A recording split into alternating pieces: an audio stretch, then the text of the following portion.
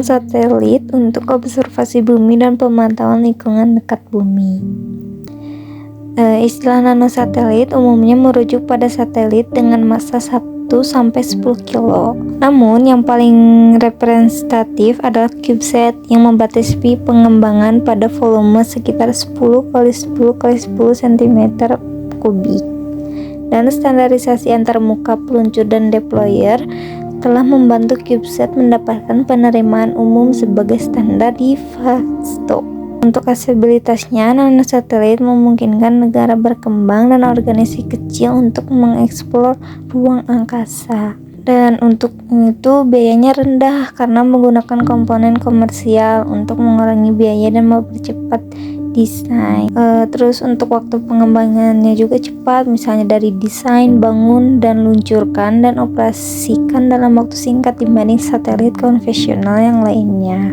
Terus karakteristik nanosatelit yaitu ada massa dan ukuran. Biasanya di bawah 10 kilo dengan dimensi puluhan sentimeter. Terus CubeSat membatasi 1,33 kg dan 100 mm sisi. Terus ada daya listrik, daya yang tersedia terbatas kayak sekitar 4,5 watt untuk CubeSat ukuran 10 cm karena area sel suryanya yang kecil. Terus orbit terbatas pada orbit bumi rendah Leo karena daya transceivernya yang terbatas, biasanya sekitar 700 km.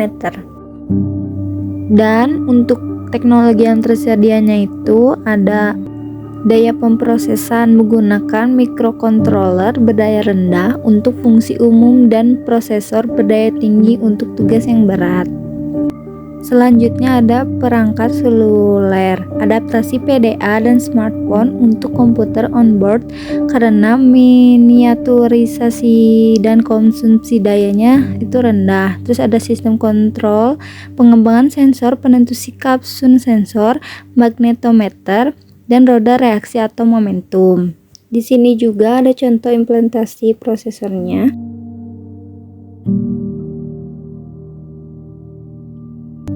Terus juga Goliath CubeSat itu untuk mengintegrasikan prosesor sinyal digital DSP Dual Core 600 MHz untuk kompresi gambar onboard.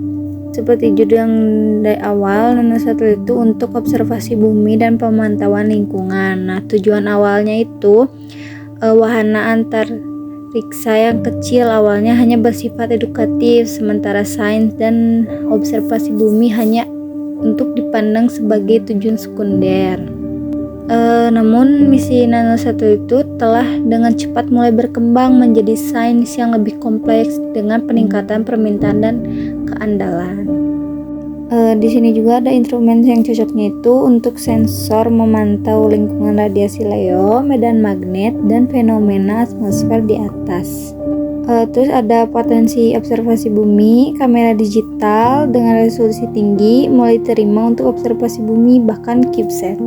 Untuk pemantauan lingkungannya itu ada manajemen bencana. Jadi nanosatelit itu dapat digunakan untuk memantau bencana alam atau bisa jadi juga penanggulangan bencana.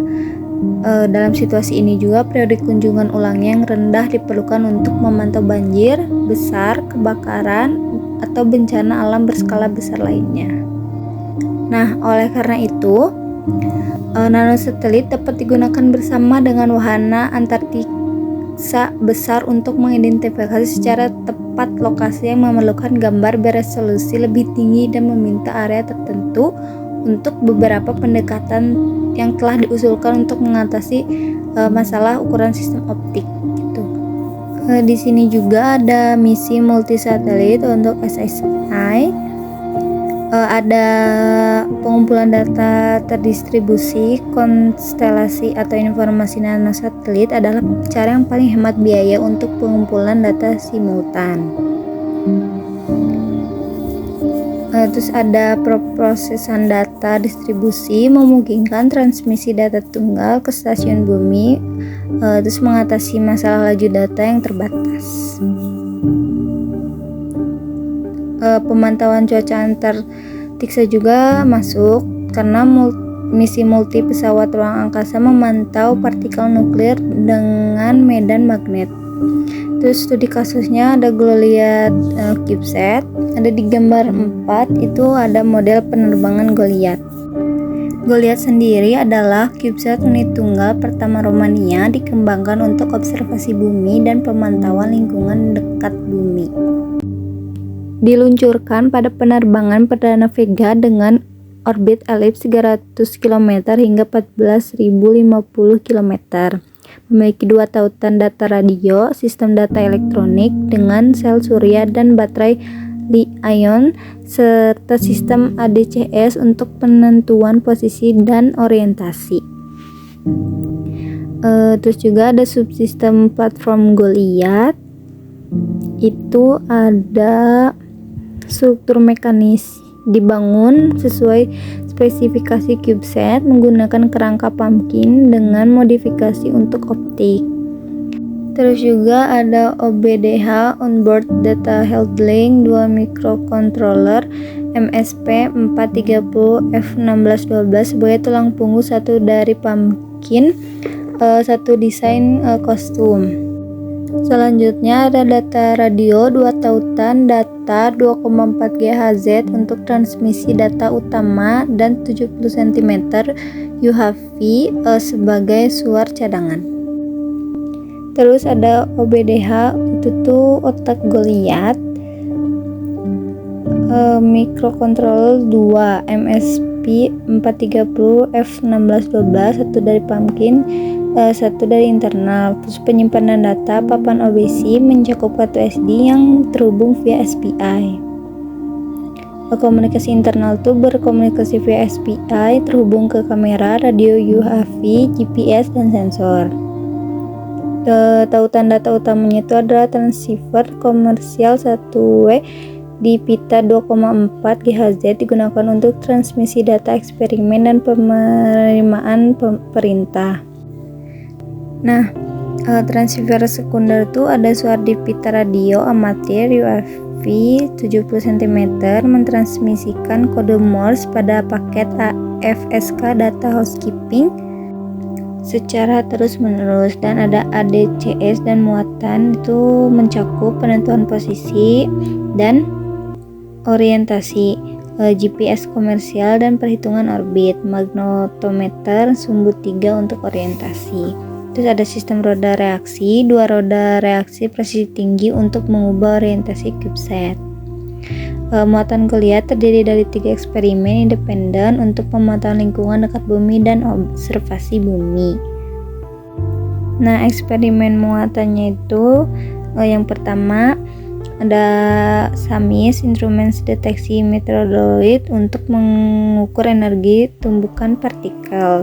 Kedua, DOS-N mengukur total dosis ionisasi di orbit. Terus Goliath penting untuk lingkungan radiasi baru Vega. Yang ketiga ada kamera sudut sempit NAC dengan sensor 2048 kali 15.036 pixel, resolusi tinggi untuk CubeSat unit tunggal untuk observasi bumi.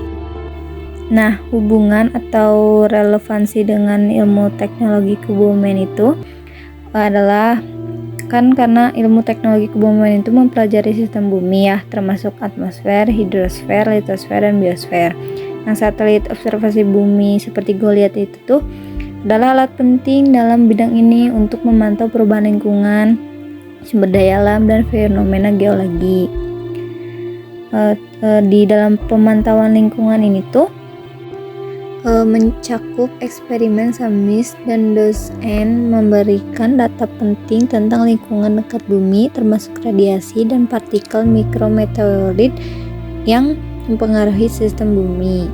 Nah, selanjutnya yang keterkaitan dengan observasi bumi itu karena kamera NAC memungkinkan identifikasi fitur geografis dan konstruksi besar, mendukung pemetaan dan pemantauan perubahan permukaan bumi.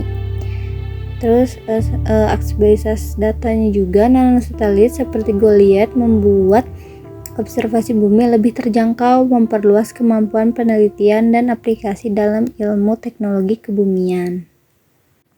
Kesimpulan dan prospek masa depannya, nanosatelit merevolusi industri antariksa, membuat eksplorasi dekat bumi lebih terjangkau. Terus Goliath menunjukkan potensi nanosatelit untuk eksperimen kompleks berbiaya rendah dan platform satelit yang terbukti untuk misi masa depan.